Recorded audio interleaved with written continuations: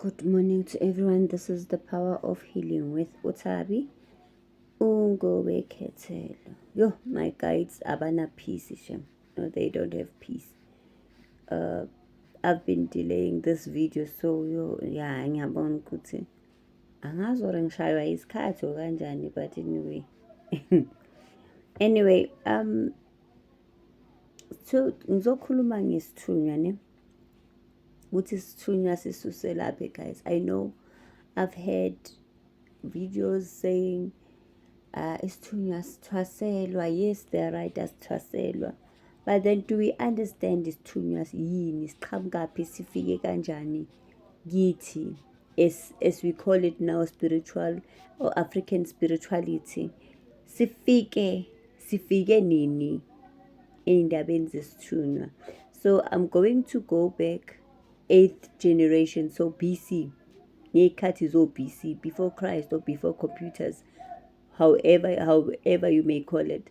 But ngizobuyela back lapho. This video is going to be long, so uzoyithola lapha atholakala khona ama-videos wami if ingaphelelanga la.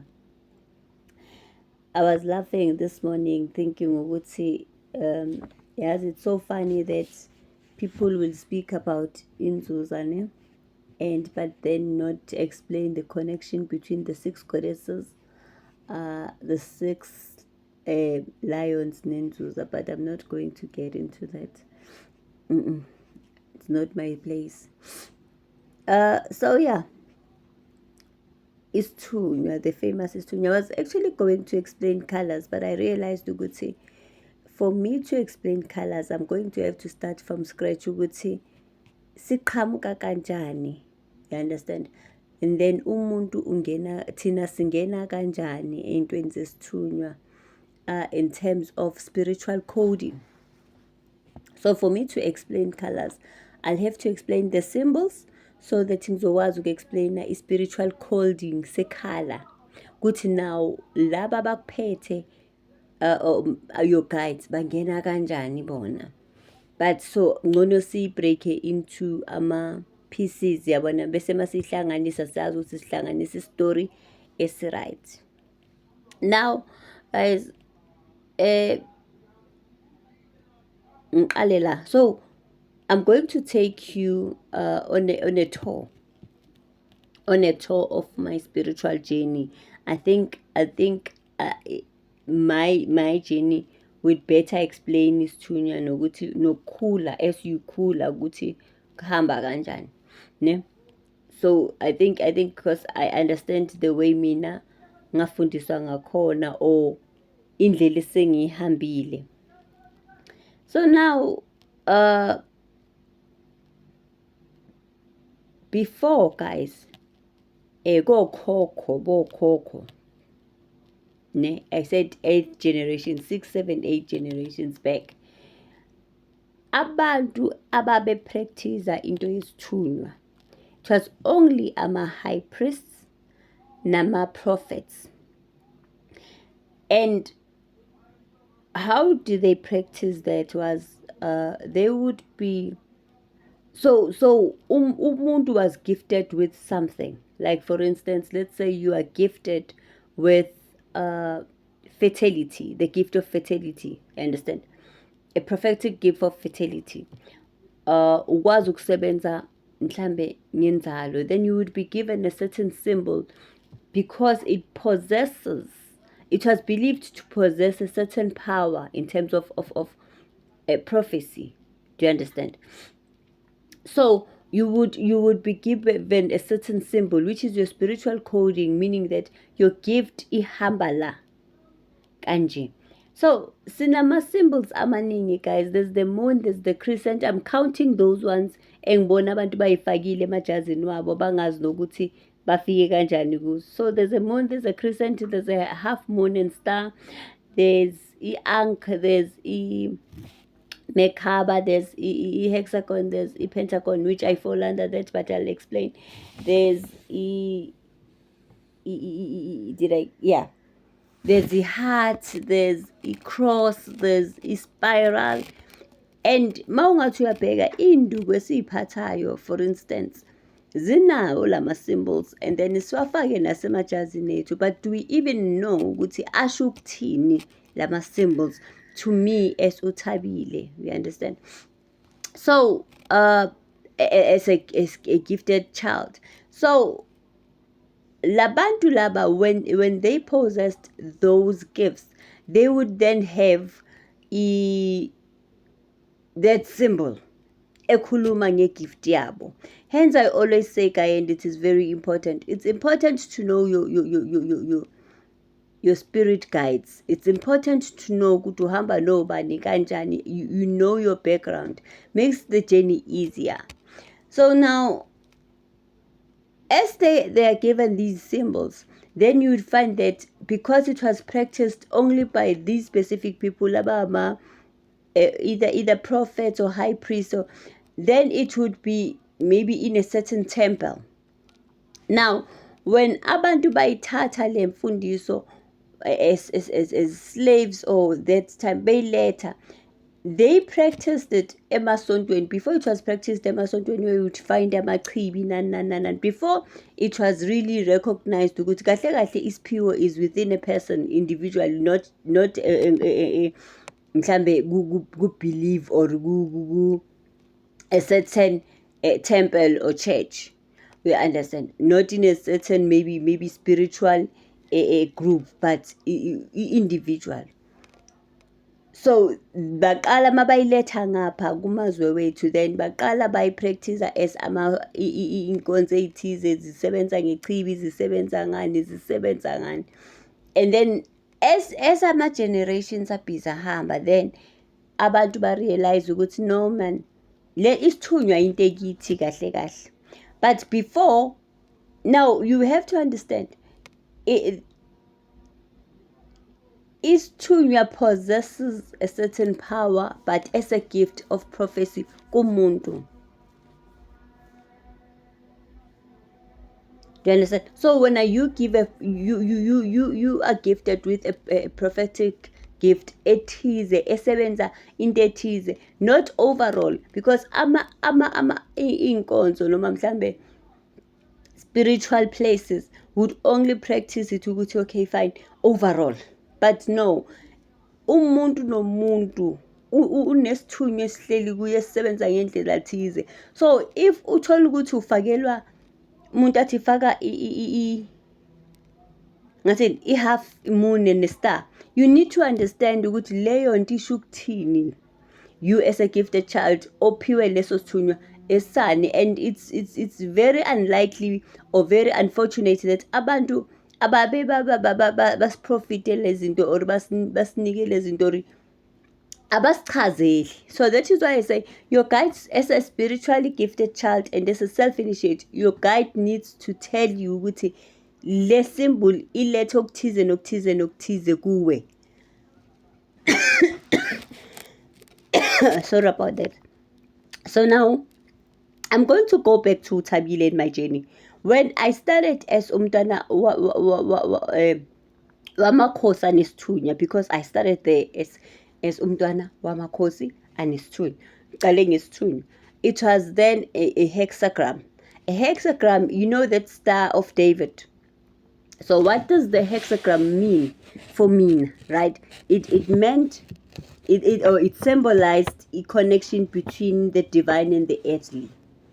Do you understand? The balance between a spiritual and physical realms. And it served as a bridge between heaven and earth. That's me. That's my journey. And then as I went and grew into space, into my spiritual journey, then I was handed a pentagram. Now the pentagram is now that 6-pointed star, but now it's got a circle around it, which meant that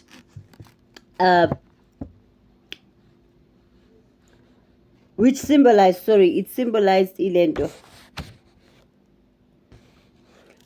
the connection between the 4 elements of lento, of nature, which is earth, fire, air, and water.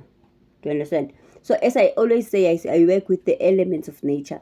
The pentagram produced that esengena mediumship, right? And then, esengena shamanism. Now, when I got into my ascension, when I ascended, now kulaba basemanzini, when I did my ascension, then I was handed imekaba, which imekaba is a symbol of ascension. Usukhuliswa kabanzi ke manje. So that is why I say yabona amakhosi guys singawachaza siwachaze, but at the end of the day you need to know where you started and where you going. As much as ney'nzuza nani singayichaza, but you need to understand where you going, ukuthi ubani ungena kuphi kanjani, and ubani uvela from kuphi. Do you understand? Between your maternal and your paternal. So that is how we get symbols. So mawulifake ijazi lakho line symbol eyani, what does it symbolize kuwe? What gift do you have? You need to understand that. Yabona, because mawuyithatha back, we understand back ukuthi isithunywa and esihamba silibe sikhula nesithunywa, kukhona okuningi kusazovela thina mhlambe igeneration yethu esingakwazi. But into engiyaziyo, abantu or mhlambe ogogo bethu, they understood kunesithunywa, they understood, but they didn't understand ukuthi it was an individual thing. It was not ukuthi because unesithunywa wena fanele ube semanzini ngoba isithunywa sakho khona esamanzi nesentaba nesehlane no. Kune-gift, kulesithunywa unaso, sisebenza ngesiphiwo esithize through you. That is why when you go back kogogo nokhokho bethu, khona bebekwazi ukuthi batholisa abantu iy'ngane, khona bebekwazi.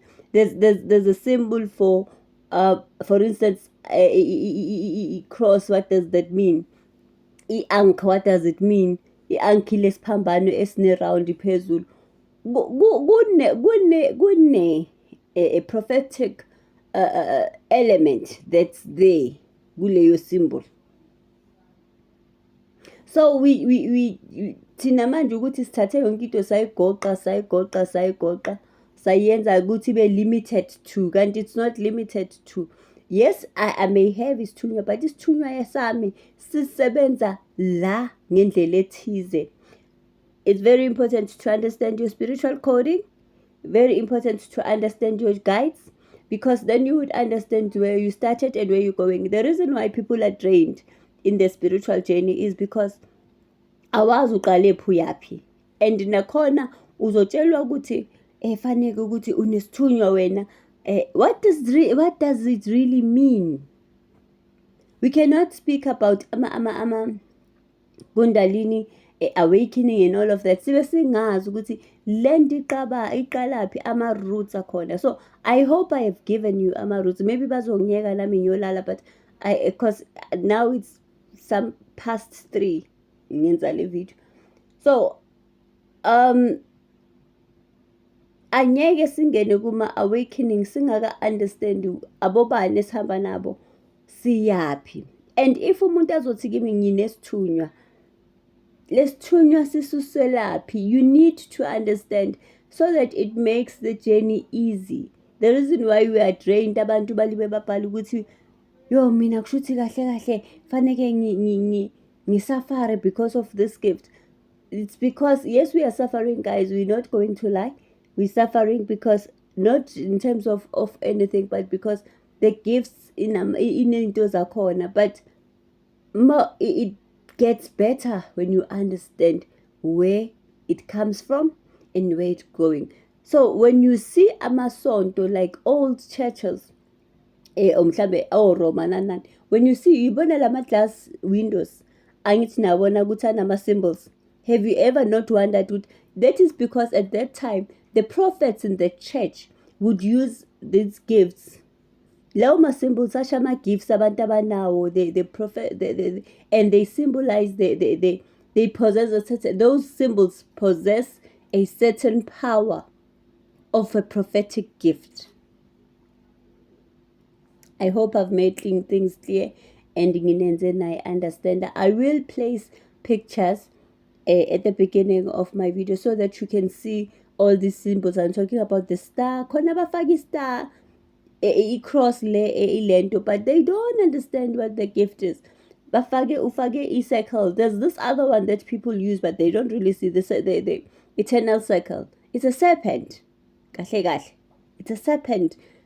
And in a meaning yakhona nayo. The heart with the cross inside.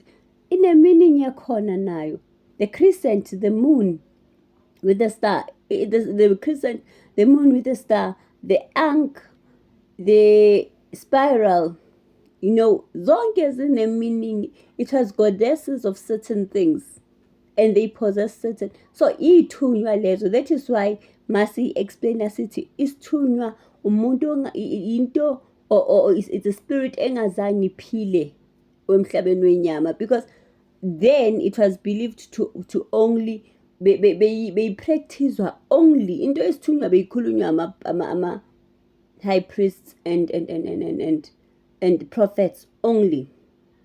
And bongeke ukuthi usukeleke nje uthi mina nginesithunywa without a symbol of some sort that indicates ukuthi wena unasiphi isiphiwo. Yabo.